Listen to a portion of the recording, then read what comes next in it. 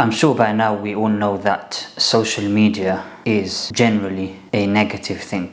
Yes, there are many pros, there are many advantages to social media. I completely, I don't disregard that. Of course, there are many benefits, but generally speaking, I'm pretty sure we can come to an agreement whereby the negatives generally outweigh the positives. We're hearing about record numbers of, mental health issues, anxiety, depression, not forgetting how much time we end up wasting.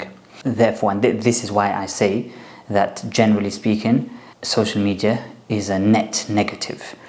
Me personally, alhamdulillah, the only app I have on my phone, if you even call it social media, is WhatsApp and YouTube, of course. But I never have any other apps on my phone. So Instagram, TikTok I've never had, alhamdulillah. Twitter I've never had, as in I've got a small account but hardly use it, and I never scroll on TikTok because it's a complete waste of time, to be honest. For me my time is precious. I don't know about you, but for me, I talk from a time perspective and also my mind space. The way that you care about what you're taking in terms of food and the rest of it, we're looking after our health and the rest of it. Equally important, if not more, to be honest, is what we consume into our minds. Because we have to be very careful, we have to be very selective on what we take into our minds, because this then has either a positive or negative effect on how successful we'll be in life. So there are all those angles what we need to consider, but this particular video is from a religious perspective, which is a niyyah, the intention. The intention and social media, is very, very difficult. We have teens, those in the teens, 16, 17, 18, 19, those in the 20s, myself in my early 30s. We post on social media, for example, this video as well. What is my intention? And niyyah. Last thing we want, for example, you might post a video reciting Quran or an Islamic reminder, and it's quite scary when you really think about it, because that video might go viral. You might get, whether it goes viral or not, but you might get, 10,000 views. Based on the intention and niyyah, you've cashed in basically. Everyone's listening to your recitation or your Islamic knowledge that you're passing on, and that reward is bagged in this life and in the hereafter.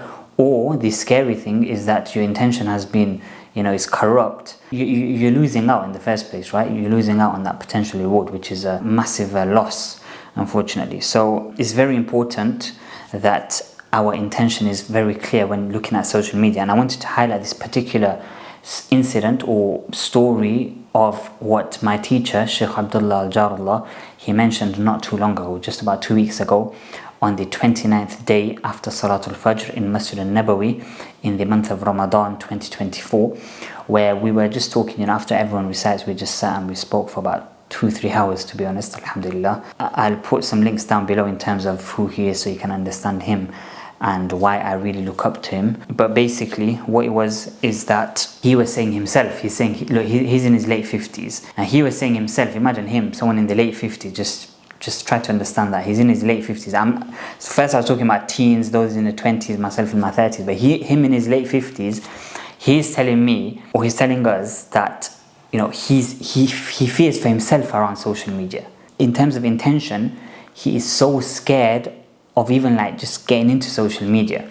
He said the only app he has on his phone is WhatsApp and YouTube, of course. He hardly uses YouTube, he's too busy for all that.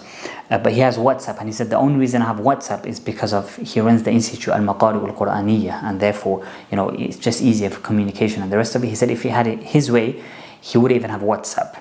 Another quick story comes to mind is that the trap phone, the brick phone. When he visited me in the UK on my personal invitation last year, summer of 2023, he had some knee issues, so we arranged with my cousin to perform hijama.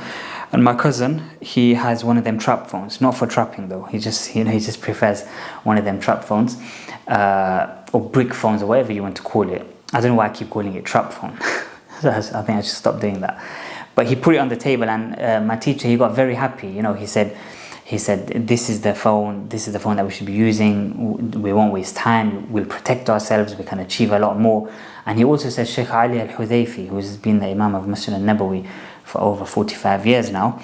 He has that phone, so he still had that phone, and he's at a very high level, but he doesn't care about people need to contact me, WhatsApp, and this is my phone. If you want to contact me, then you have to contact me via this phone. So effectively he was saying that he fears for himself that if he had these apps and the rest of it, me at my age of late 50s, I would get affected. So all his life he's always talking about niyyah, he's always talking about intention and doing things solely for the sake of Allah subhanahu wa ta'ala. He turned around and for him to say that he's scared for himself at his age.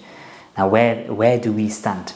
The teens, those in the 20s, very quick to put things out. And I'm not saying don't stop putting things out. You should put things out there.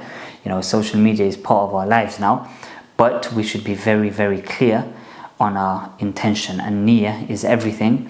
It'll either work in our favor or work against us. And sometimes someone may think that, my intention is clear, that's why I've got a large following, but it doesn't work like that. Allah subhanahu wa ta'ala might give you that little bit of pleasure in this life, which is that little fame, which is very materialistic and very temporary. Trust me on that. It doesn't take you away from loneliness. For example, you might see someone with millions of followers, but they're extremely lonely, and these are things that are not spoken about. But ultimately, we want our intention. We should check our intention before, during, and after every video that we put out, and really and truly after, we should even think about it. We shouldn't bother. We shouldn't go back and how many views did I get, how many likes did I get, how many comments, who's followed, who's subscribed. After we put the video out, after we made the intention, put the video out, khalas, that's the end of the matter.